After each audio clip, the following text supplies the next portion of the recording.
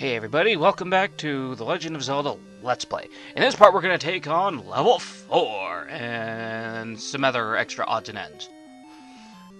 And this part is the only part that has one dungeon at this moment in time.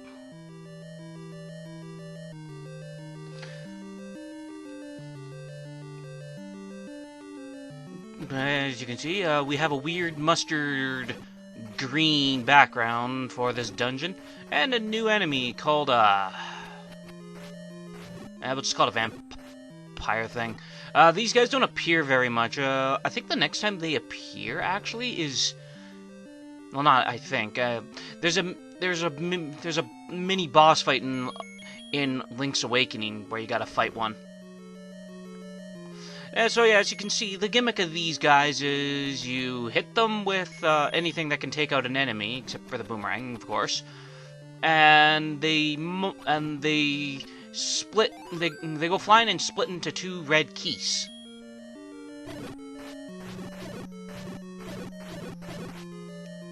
So, on one hand, they can be a nuisance, but on the other hand, they're not really a nuisance.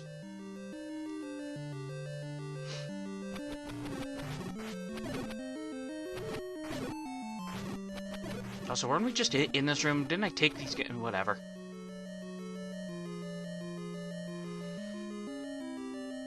Look, everybody! Regular keys! Ow! Ow! Quit it.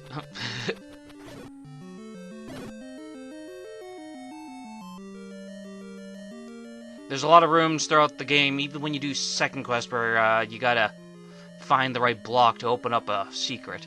Usually a stairway in the top right corner of the screen.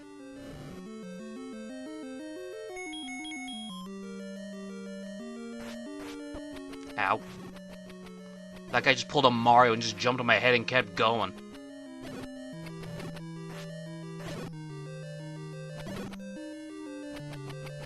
Excuse me a second, I want to look up what these enemies are called.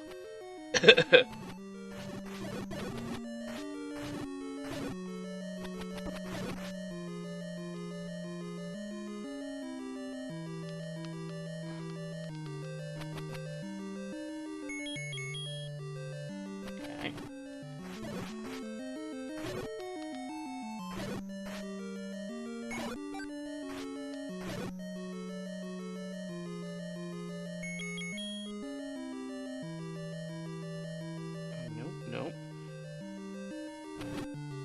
Are these done? Oh no.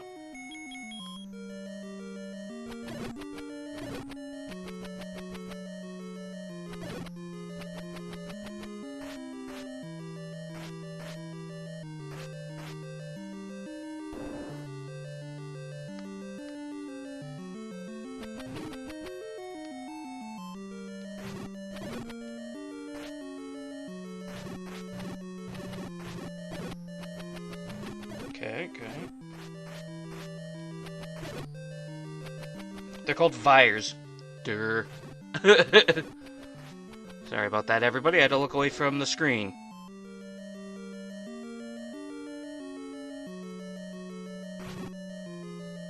It's normally better to do that in post-production, but what can you do?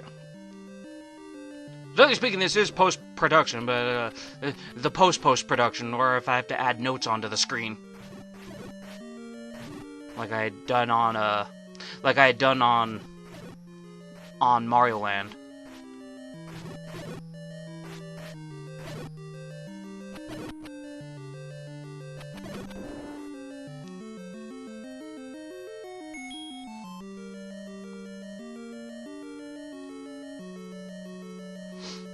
Oh god, likes.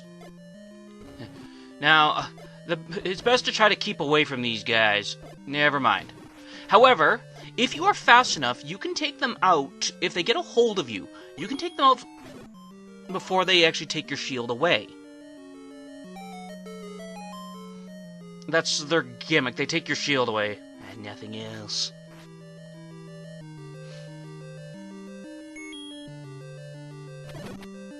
It's funny, when I was a kid, likes. For some reason, when I saw them in this game, I thought they were some kind of evil burger.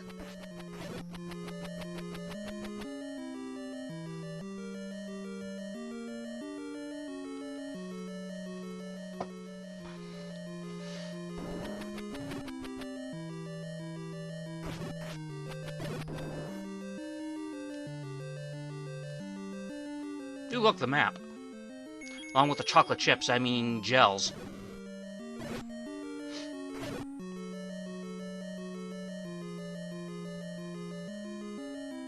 Well, yes, now with the ladder on hand, now we can create sort of shortcuts.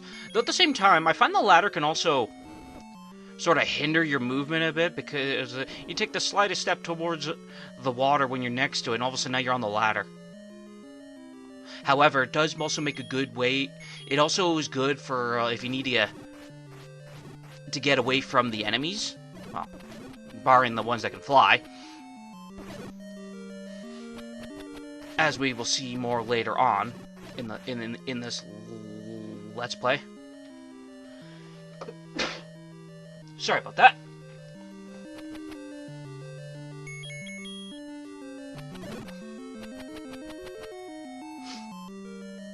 What are you doing, me? Oh, yeah, okay. Fair enough.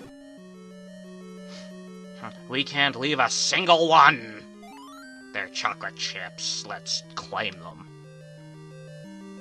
I'll bake some chocolate chip cookies later. Though these ones might taste suspicious, and Link will discover that they're not actually chocolate chips. Alright, we got a mini boss fight with Manhandler. It's kind of funny because you don't really see Manhandler in many games, and one of the next times we will see him is in Four Sword Adventures, and he's just pretty much looks like how he is in this game, just with the heads being different colors. But then he gets a glow up in Hyrule Warriors, where it's like, okay, now he's actually kind of intimidating.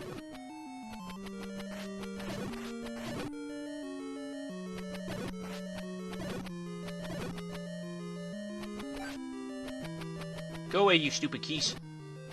Thank you.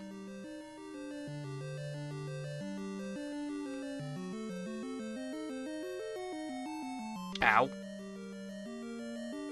Link, why did you stop right there when you saw they were coming right towards you? Stupid spike traps. Yeah, see, now I'm just being a little more cautious because of my hearts, so...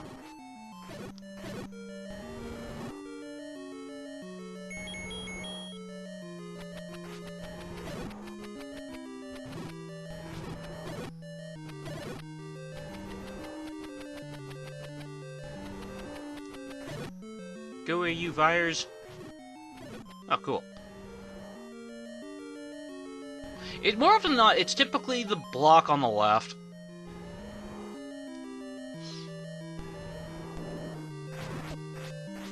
Like when the blocks are set up like that in groups of 2 or 4. And say hello to Gleeok.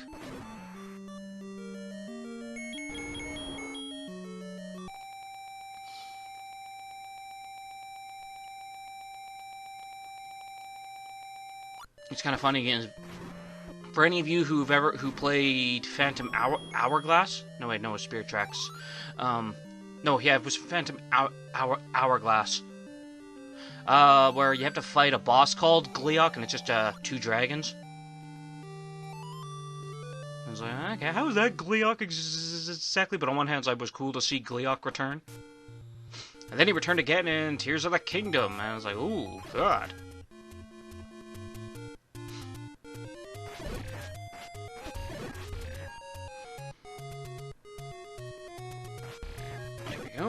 So, we were forced to use a potion. Just a little heads up. If you feel like you need to get, if you feel like you need to get a red potion again, even though you still have a blue, you can still buy a red potion regardless. It'll just take away the blue one. They sadly don't really stack, so you can't have, like, 3 potions, sadly. but what can you do?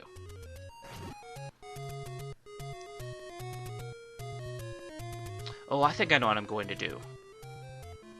I think. Don't quote me on this one.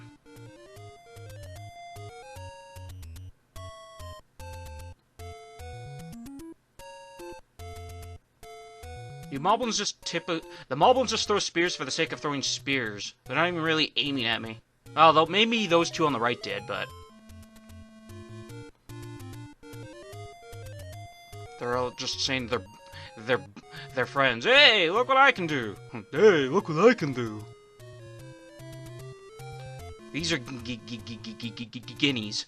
Or guineas, or whatever. Oh, wait, no, I know what I'm doing. Sorry, pass me, you're one heart short. And also, I felt like I had to take one of these things out.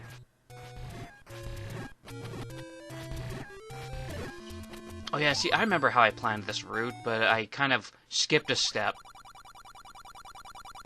You need 14 hearts to get this sword. Master using it, and you can have this. Because the Master Sword was lost to time. Wait, what am I talking about? What the hell is the Master Sword? Ignoring the dates of when the games came out, my headcanon is that after some point after the events of A Link Between Worlds, the Master Sword was lost. Like, the knowledge of it was lost. Because then if you play Echoes of Wisdom, it's not even mentioned, it's not even there. Hell, Link doesn't even use it. Yeah, when I played Echoes of Wisdom, I was actually quite impressed with the gameplay.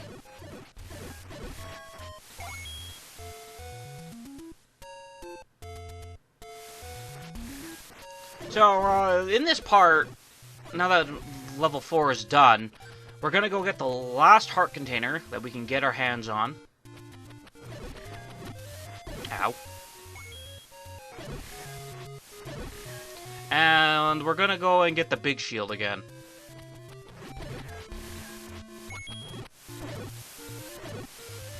I think overall, if you know where like all the locations to get the cheapest, where you can buy items for their cheapest value, I think. Don't quote me on this. Like I mentioned before, I think you can get. I think you just need about 400-ish rupees total. Maybe 420 if you decided to buy the bombs rather than letting an enemy drop the bombs.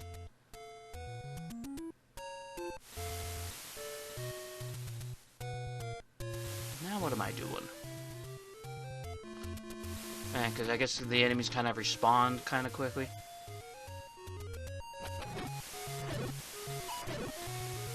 There is one more spot in this game where you can where an NPC will give you rupees, but at this point of this point in this part, I had not realized that just yet. Ooh, 5 rupees. Don't mind if I do.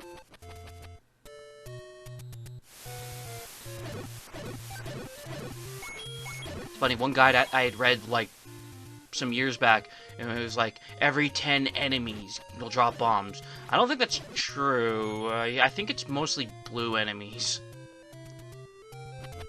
Maybe not Tactites. And no, that's not true. They've dropped them before. Maybe not the blue levers. Ow. What am I doing now? They did not respawn yet. Okay, nope, never mind. What am I looking for? That was a good hit.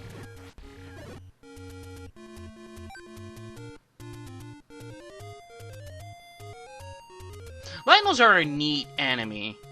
And I'm not saying that just because of Breath of the Wild, just overall. They're one of like this they're typically one of the stronger enemies. I have to laugh at Nintendo when, more so with Tears of the Kingdom, with some of the stuff you have, with some of the rewards you can get in that game. It's like, let's just throw nothing but Lionels at Link. Like, there's this one... But we'll talk about that more in the next part. Until then, you all take care, thank you for watching, and have a great day. Bye!